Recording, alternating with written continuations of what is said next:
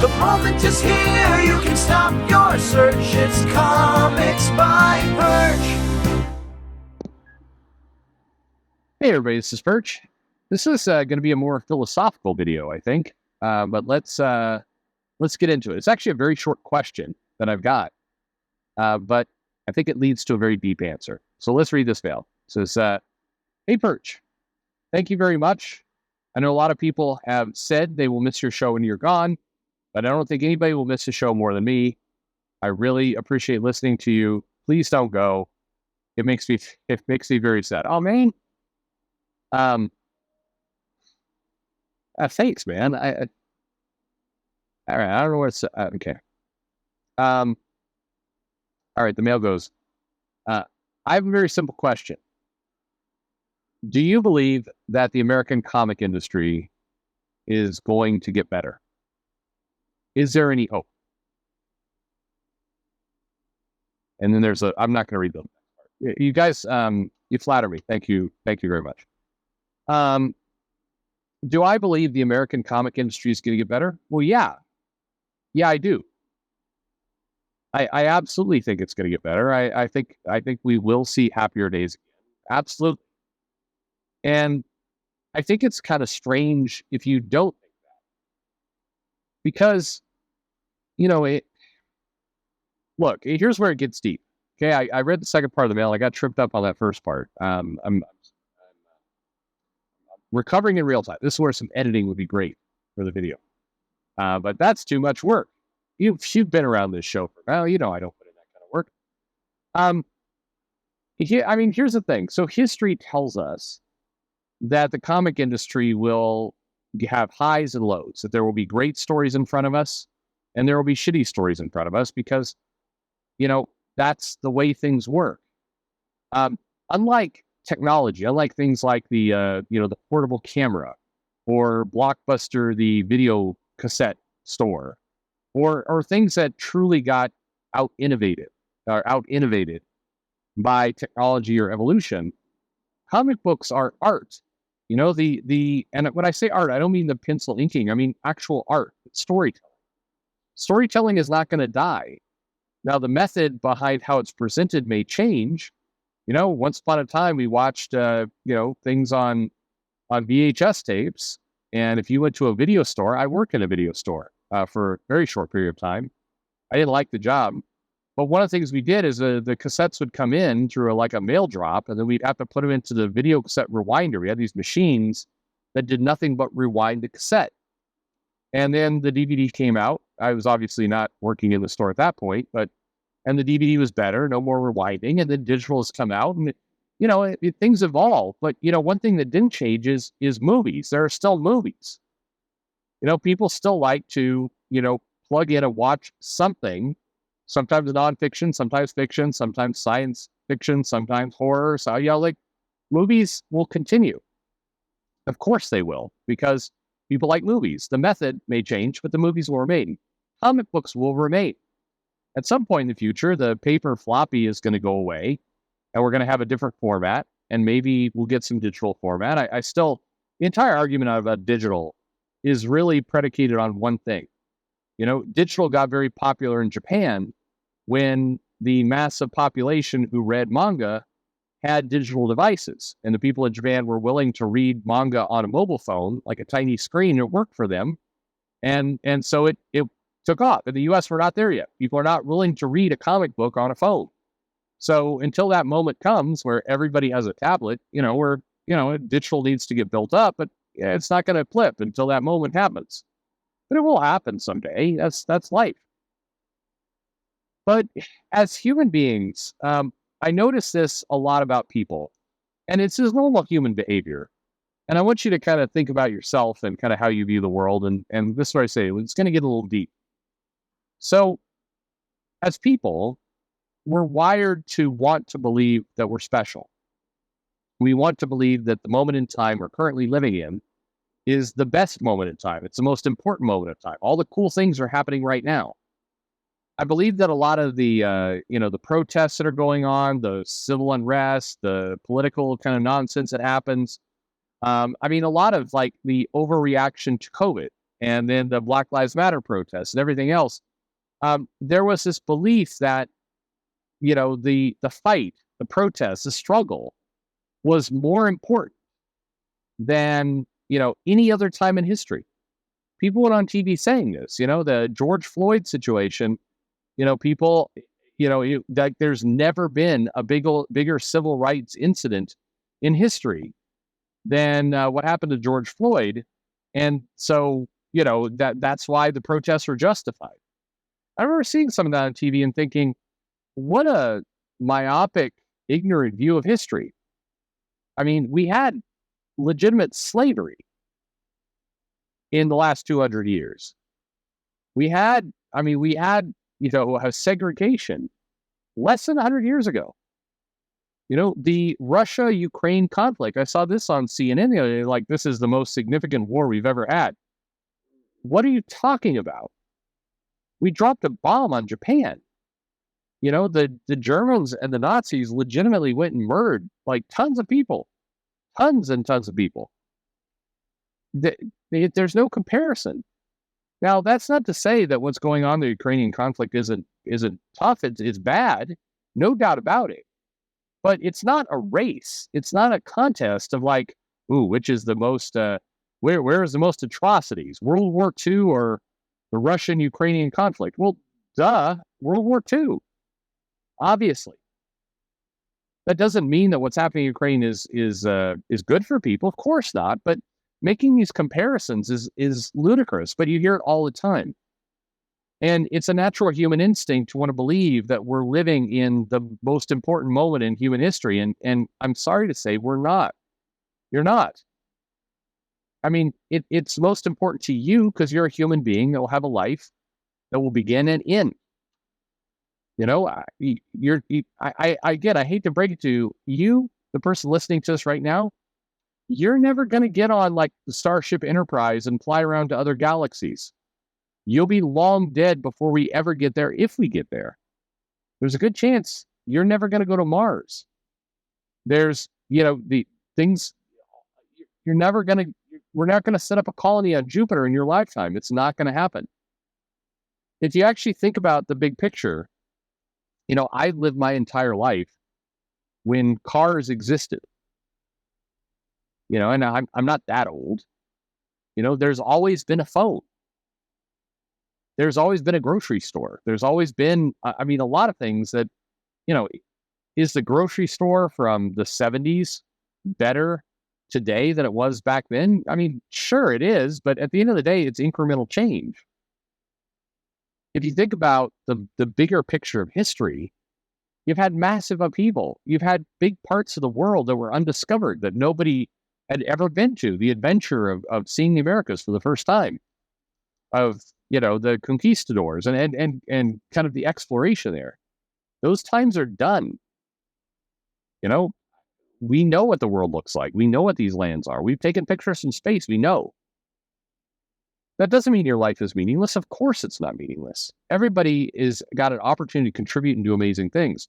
But we live in an era, I think, if some of you still have kind of your grandfather or great-grandfather or grandmother still alive, my grandfather was in Pearl Harbor. He was, did not die, obviously, in Pearl Harbor, but he was in Pearl Harbor. He had that moment of chaos. He then later was, present for the Japanese surrender in World War II. I'm not going to have a moment like that in my life. I won't. And that's good. That's a good thing. But for some people, it's a disappointment.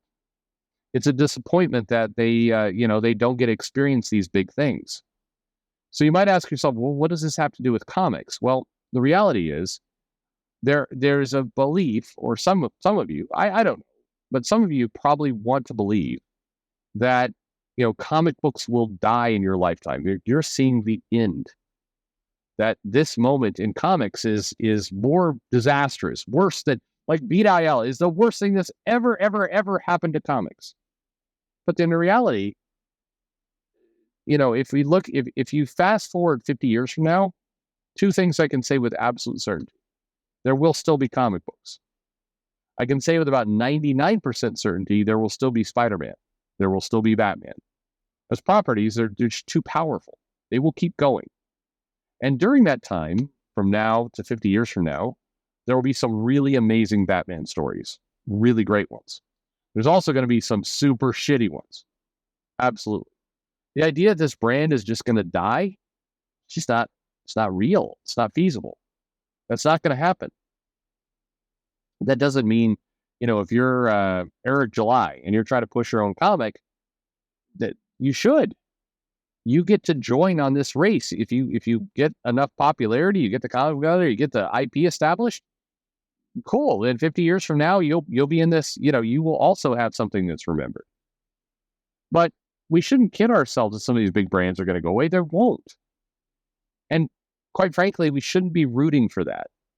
One, because it's absurd. It doesn't have any value. It doesn't have any merit. It doesn't matter. But also, what's the point? Rooting for something to fail is artificially inflating our own importance. If you don't like something, you don't buy it, and you put your energy into something that you like better, and hopefully that thing builds up and becomes more popular and great. That's the American dream. That's humanity's dream. But the idea that we have to live in the most important moment in time, I think, is polluting a lot of things. Certainly polluting comic storytelling. I mean, put it this way. How many times have you read a tweet from a current comic book writer, and they'll say things like, I'm doing a comic story, and one day I hope to fill the shoes of Jack Kirby. And have you ever thought to yourself, this dumb bitch already thinks they fill those shoes? They already believe they're better than these legends. I mean, you could tell. You could tell from, there's one editor in particular, we won't say her name, but you could tell she believes she's far more influential than Stan Lee. And that's absurd, but, it's like the only meaning this person has in their life is to be better than something in the past. And think about it for a moment. How ridiculous is this? Sean Gordon Murphy, we've interviewed him on this show.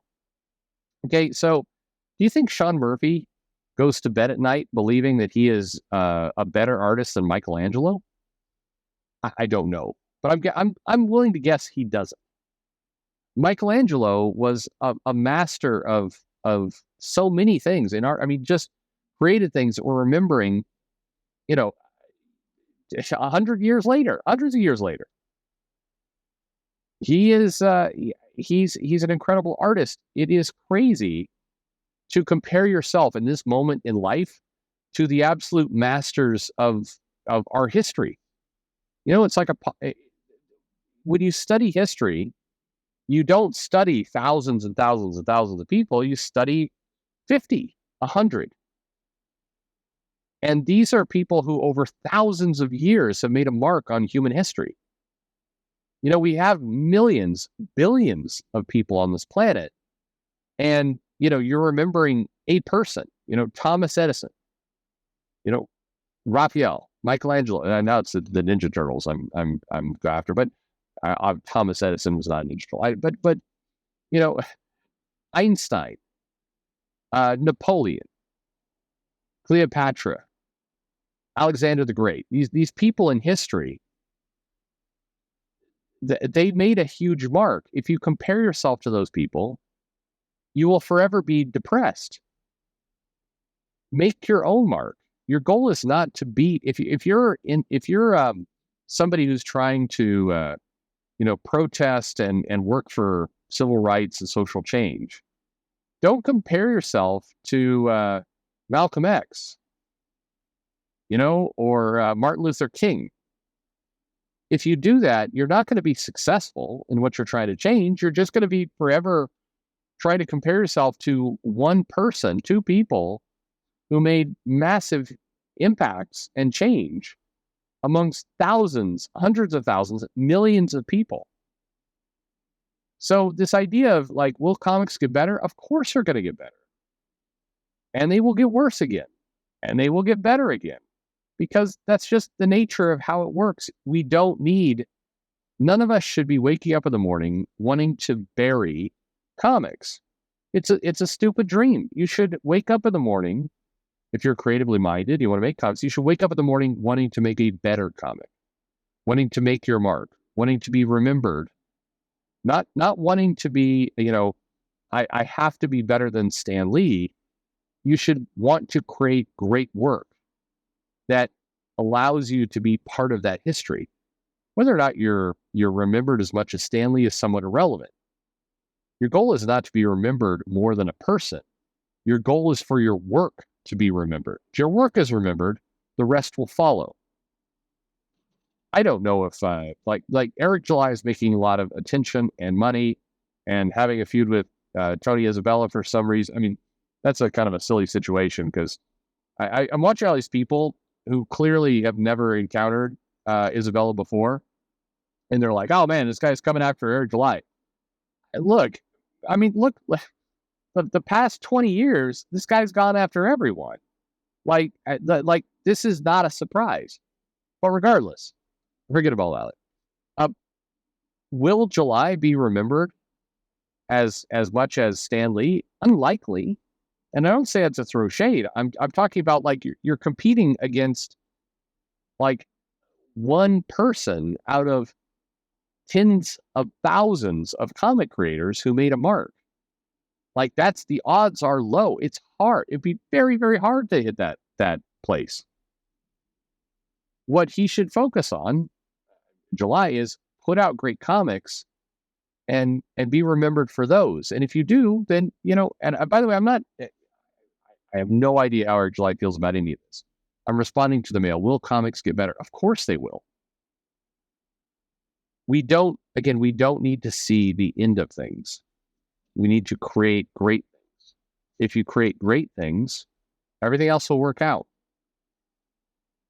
In our lifetime, I mean, the reality is, myself, all of you, we're all going to die before we see the end of the story. The story will go on beyond us. When we hear these things about, well, one of the kind of goofy things about climate change is the hysteria around it. There's no doubt about it that, we should try and avoid pollution and we should try and recycle and we should look for more efficient ways of energy. Sure, absolutely, 100%. But a lot of the people are saying the world is going to end in 5 years. These people, some sick level deep down in themselves, they want to be here for the end. They want to feel significant.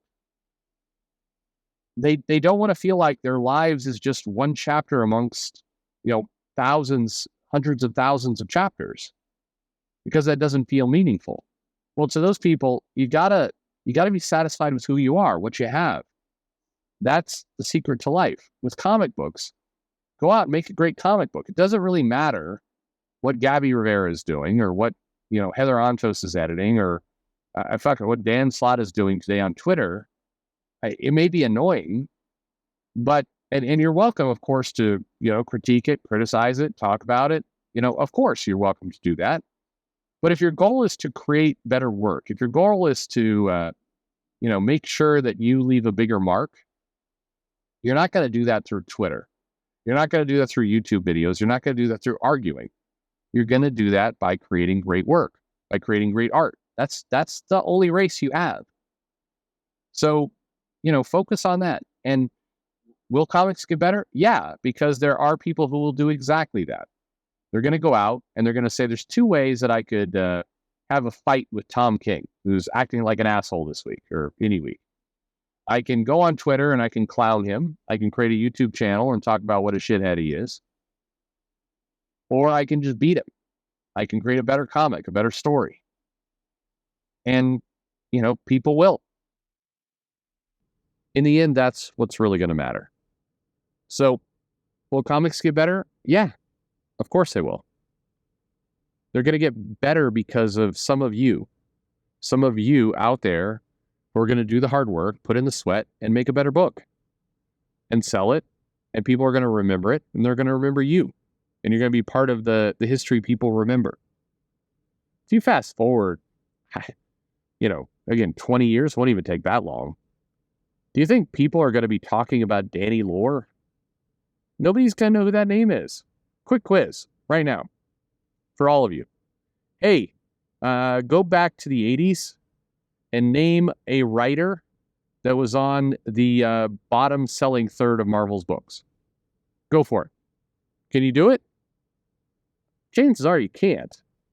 I mean, sort of a trick question because like John Byrne was on some lower selling books. Namor didn't sell that well.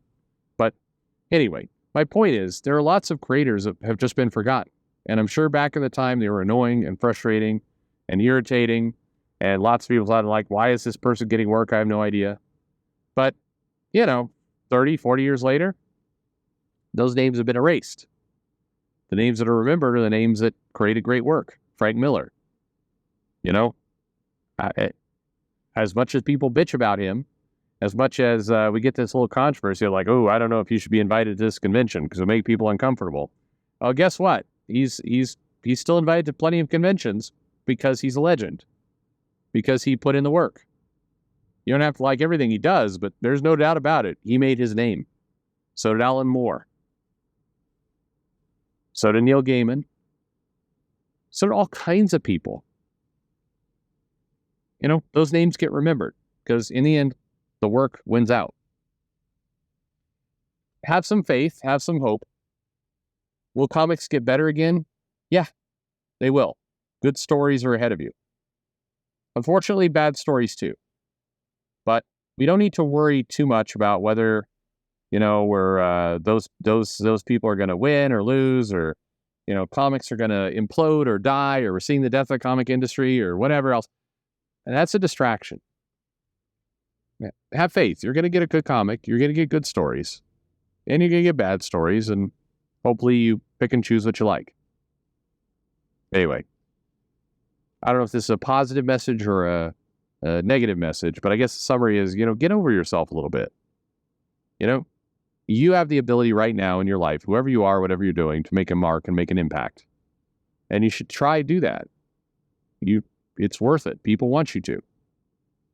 But if you distract yourself by trying to make the biggest impact, if you're a politician and you're trying to compare yourself to Abraham Lincoln, I'm sorry, you're not gonna be able to do that. And you see this right now, by the way, with a bunch of people who are trying to destroy history. Several people have gotten in their heads that the only way that they can feel more important than a famous leader in the past. The only way I can be bigger than John F. Kennedy is if I somehow destroy John F. Kennedy. I destroy his legend, his legacy, and instead put myself above that. I have some Republicans now who for a long time kind of revered Ronald Reagan. A couple of them, including kind of some of the leading candidates for this election, are like, Reagan wasn't that good. He's senile and dumb fucker. As like, why would you do that? Why? It doesn't matter. He's dead. That time is over. Don't tear that down. Bring yourself up. Same thing with comics. If you got a good story to tell it. Somebody's getting in your way, go around them. There's ways you can do that now. Lots of ways, as we've seen. So focus on that. The people who have done the stuff that's shitty, I mean, how much energy do you really want to give that?